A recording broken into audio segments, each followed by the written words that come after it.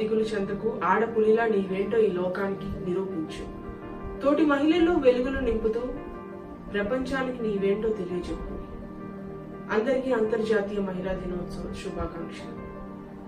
నేను మీ ఊహా మహంతి. ప్రతి ఏడాది మార్చి 8వ తారీఖున ఈ అంతర్జాతీయ మహిళా దినోత్సవాన్ని మనం జరుపుకుంటాం. అంతర్జాతీయ మహిళా దినోత్సవం ఒక కార్మిక ఉద్యమం నుంచి పుట్టుకొచ్చింది. ఎంతో మంది మహిళలు తమ హక్కుల కోసం పోరాటాలు చేశారు. ఆ పోరాటాల ఫలితమే ఈ అంతర్జాతీయ మహిళా దినోత్సవం. ఈ అంతర్జాతీయ మహిళా దినోత్సవ ముఖ్య ఉద్దేశం మగవారికి ఎక్కువ జీతం, ఎక్కువ విలువ ఎలా ఇస్తున్నారో మహిళలకు కూడా ఎలాంటి పక్షపాతం లేకుండా వారితో సమానంగా జీతాన్ని, విలువను, గుర్తింపును ఇవ్వాలన్నది. ప్రపంచంలో మహిళల పట్ల ఉన్న వివక్షను బద్దలు కొట్టడమే ఈ ప్రత్యేక దినోత్సవ ప్రధాన లక్ష్యం. దేశ జనాభాలో దాదాపు సగం ఉన్న మహిళలు ఆర్థికంగా, సామాజికంగా సమాన హక్కులు, సాధికారత సాధించకుండా అభివృద్ధి అసాధ్యమన్న వాస్తవాన్ని ప్రపంచమంతా ఆమోదిస్తున్నది. కుటుంబం, దేశం ప్రగతి పదంలో పురోగమించటంలో మహిళలే కీలకమన్న విషయాన్ని గుర్తెరిగిన ప్రభుత్వాలు వారి అభివృద్ధి, సాధికారత కోసం ప్రత్యేక కార్యక్రమాలు చేపడుతున్నాయి. అనేక రంగాల్లో ఇప్పటికీ వివక్ష కొనసాగుతున్నప్పటికీ మహిళల రక్షణ, స్వావలంబన కోసం అనేక చట్టాలు చేశాయి. మరీ ముఖ్యంగా మహిళలకు అన్ని రంగాల్లో సమానత్వం కోసం మహిళా బిల్లు వంటి చారిత్రాత్మక నిర్ణయాలు చేస్తున్నాయి. కేవలం అవగాహన రాహిత్యం వల్లే ఇప్పటి వరకు మహిళలపై జరిగిన ఘాతుకాలు చాలు. ఇకపై ఇలాంటివి జరగకుండా చూసుకోవాల్సిన బాధ్యత మనందరిపైన ఉంది.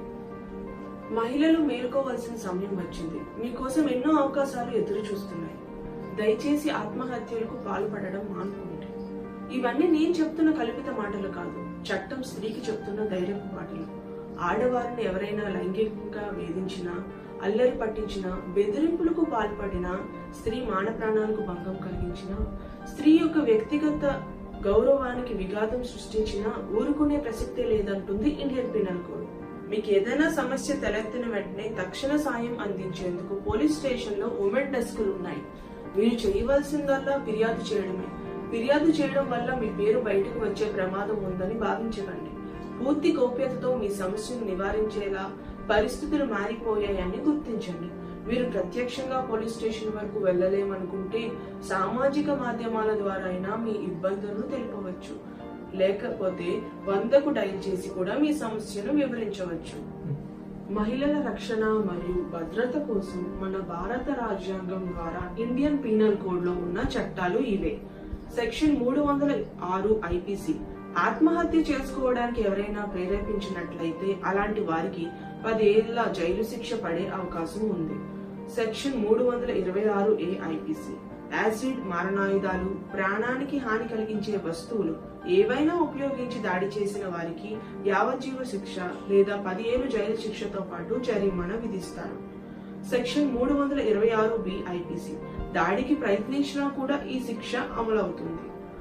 సెక్షన్ 354 ఐపీసీ ఉద్దేశపూర్వకంగా లేదా ఏదైనా కారణాల వల్ల సమాజంలో ఆమె గౌరవానికి భంగం కలిగించినట్లయితే కనిష్టంగా 1 సంవత్సరం, గరిష్టంగా 5 ఏళ్లు జైలు శిక్ష అనుభవించాల్సి వస్తుంది.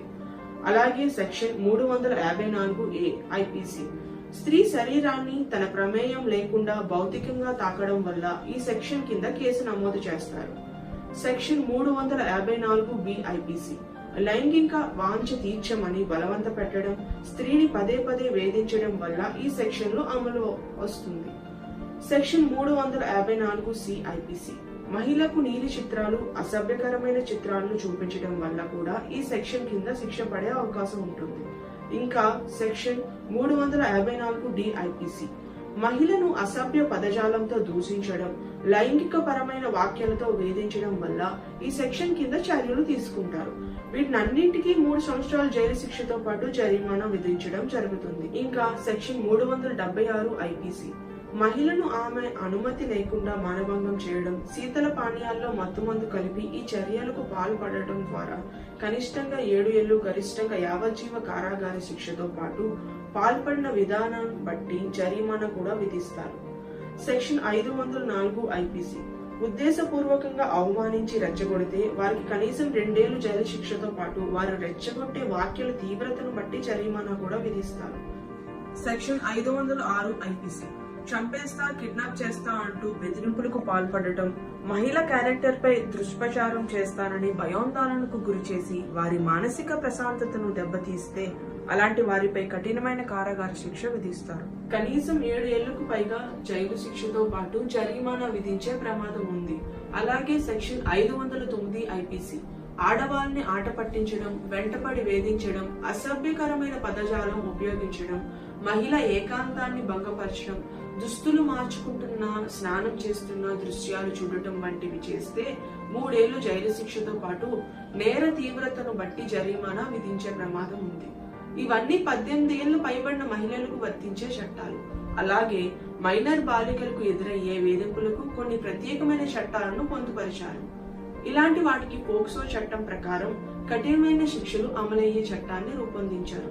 2012లో తీసుకొచ్చిన పోక్సో చట్టం protection of children from sexual offence ప్రకారం మైనర్ యువతులను, చిన్న పిల్లలపై లైంగిక చర్యలకు పాల్పడితే ఉరి శిక్ష పడేలా చర్యలు తీసుకుంటుంది. ర్యాగింగ్ నిషేధ చట్టం 1997 ప్రకారం కాలేజీల్లో, పాఠశాలల్లో ఎక్కడైనా అమ్మాయిలకు ఆకతాయి చేష్టలతో మానసికంగా, ఎమోషనల్ గా, ఫిజికల్ గా ముప్పు కలిగించే భావన తీసుకొస్తే వారికి ఐపీసీలో పేర్కొన్న విధంగా చర్యలు తీసుకుంటారు. పోష్ యాక్ట్ 2013 మహిళ పనిచేసే ప్రదేశాల్లో ఆమెను లైంగిక వేధింపులకు గురి చేస్తే అలాంటి వాటిని నిరోధించేందుకు ఈ చట్టాన్ని తీసుకొచ్చారు. ఈ యాక్ట్ ప్రకారం కఠిన చర్యలు ఉంటాయి. ఇన్ని చట్టాలు కేవలం మహిళల భద్రత దృష్టిలో ఉంచుకొని చేసినవే కాబట్టి పిరికి చర్యలకు పాల్పడకుండా ధైర్యంగా నిలబడి పోరాడండి.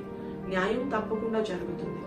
ఇప్పటి నుంచైనా స్త్రీలు ఇలాంటి చట్టాలపై అవగాహన కల్పించుకుంటారని ఆశిద్దాం. తల్లిదండ్రులుగా మీరు చేయవలసింది ఒకటే, మగపిల్లలకు చిన్నతనం నుంచే ఆడవాళ్ళని గౌరవించడం నేర్పించాలి. పని, చదువు ఏదైనా సరే ఇద్దరికి సమానత్వం పాటించాలి. ఆడపిల్లలకు మేమున్నామంటూ ధైర్యాన్ని ఇవ్వాలి.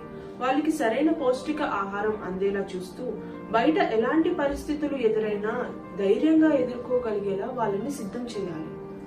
మనం పురాణాల్లో చూసుకుంటే మహిళను అగౌరవపరిచి అవమానించినందుకు ఎన్నో యుద్ధాలు జరిగాయి. అసలు మహిళను గౌరవించడం మన భారతీయ సాంప్రదాయం, మన సంస్కృతిలో ఒక భాగం.